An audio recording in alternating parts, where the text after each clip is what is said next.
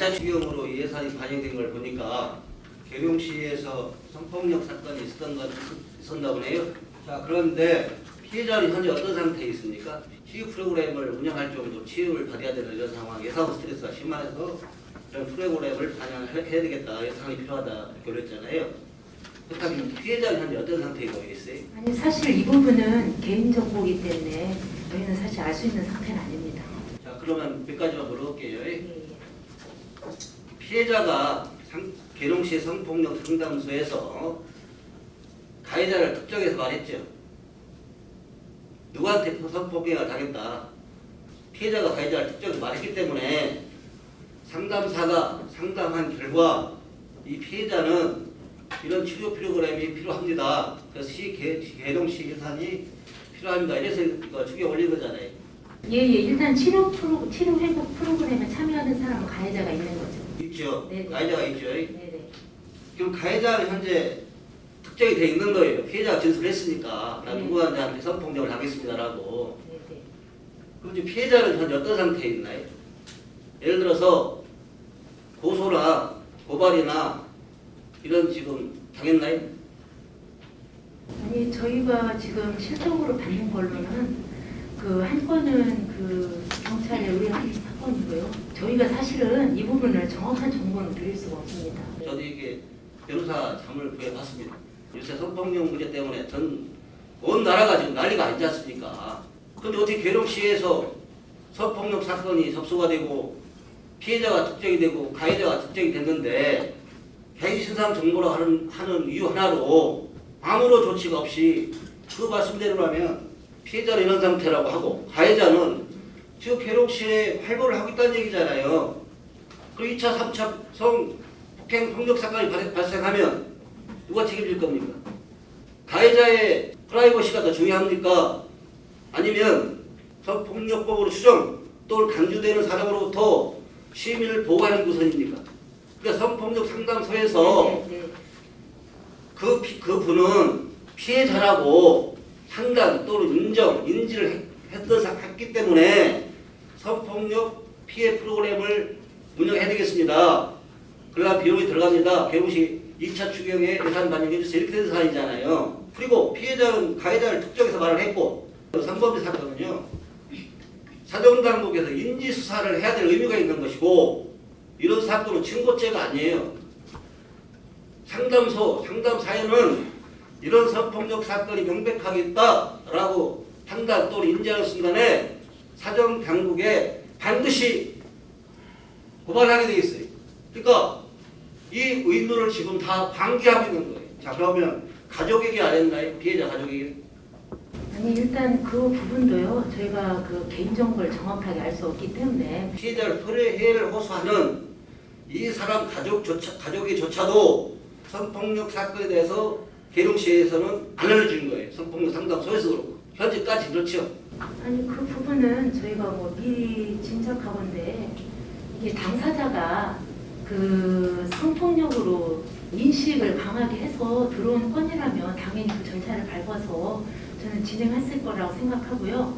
지금 이 부분은 지금 뭐 언제 일어날 수도 또 지금 현재 일어난 진행 사항도 이런 부분을 감안해서 예산을 올리는 부분이라서 꼭 어떤 사람을 특정해서 도와주고 예산을 다루는 문제가 아니라고 생각합니다. 아니 일단은 뭐 13세 이제 성폭력 방지법에 특례법에도 나와 있듯이 13세 미만이라든가 심신미약자 말하는 장애인 복지법에 장애인이라든가 이런 분일 경우에는 저희가 그 폭력이라고 생각해서 접수가 들어오면 그것은 신고 의무에 반드시 해당이 되기 때문에 성폭력 어떤 법률을 지금 말씀하셨어요?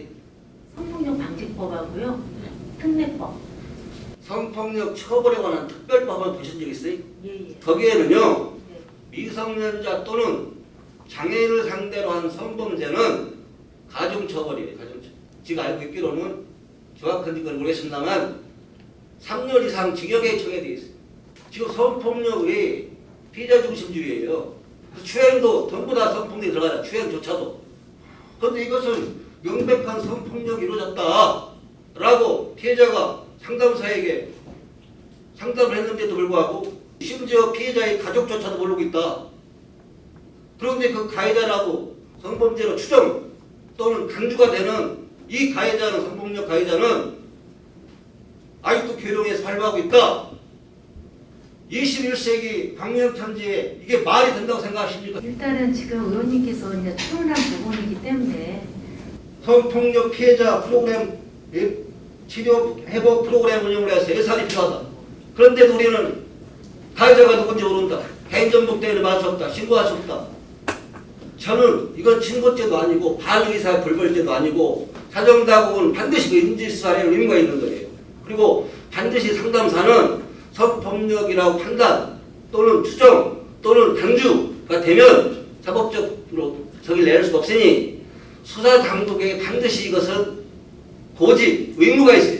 무슨 말이냐면 고발할 의무가 있다 이 말이에요. 국내 성폭력 상담소에서 상담건수가 이루어진 것이 어렵게 구했습니다. 자료를 6월 말 기준으로 6건이 있었어요. 그죠?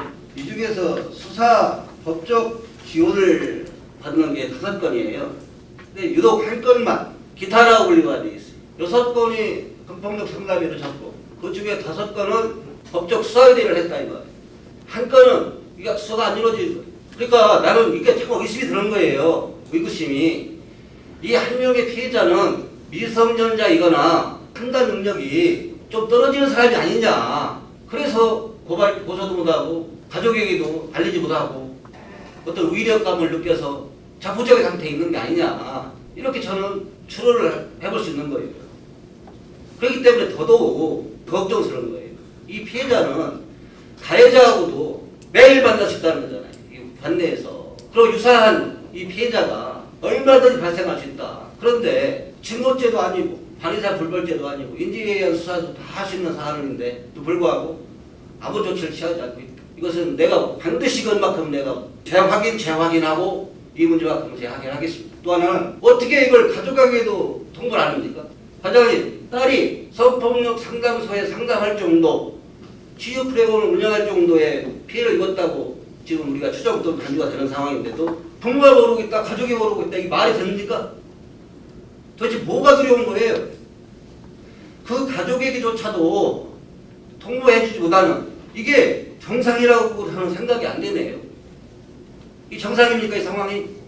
일단은 그 세부 사항은 그 전담 기관부터 얘기를 들어봐야 알겠고요. 저희가 알라고를 안 하니까 개인정보이기 때문에. 성폭력 피해와 가해가 어떻게 개인 정보 영역입니까? 그것은 피해자를 보호하기 위해서 피해자의 신상을 밖으로 유출 안 한다든지 이름을 말 안 한다든지 이런 것들 그들 최소 보호한다든지 이것이 지금 말씀하신 그게 맞고요. 이런 것은요 명명백백의 가해자는 밝혀져야 돼요. 이미 특정까지 돼 있잖아요. 피해자가 누구나 당했다고 하기까지 된 사안이기 때문에 계산이 오른 거 아니겠습니까? 그리고 어떻게 이게 그 이후로 아무런 조치가 이루어지지 않다. 과장님 이거 우리 법원 변호사 있잖아요. 협의하셔가지고 상담소장이랑 같이 받으세요. 그래서 이것을 사법조치하시고 또 가족에게 반드시 알려드립니다. 이 가족 입장이 뭐가 되겠습니까? 또 하나는 지금 성범죄는 엄청 처벌이 강화된 것이 심지어 금전적 오간 성매매도 다 처벌하고 있습니다. 거기에 만약에 성매매 대상자가 의력에 의했다든지 장애인이라든지 미성년자 상대로 성매매가 이루어지면요 가중처벌받아야 돼요. 형량 공부를 하고 있습니다. 과장님 제가 쭉 지켜보겠습니다. 행정조치 하시고 나서 필요한 조치 하시고 나서 저한테 보고해 주시기 바랍니다. 예, 알겠습니다.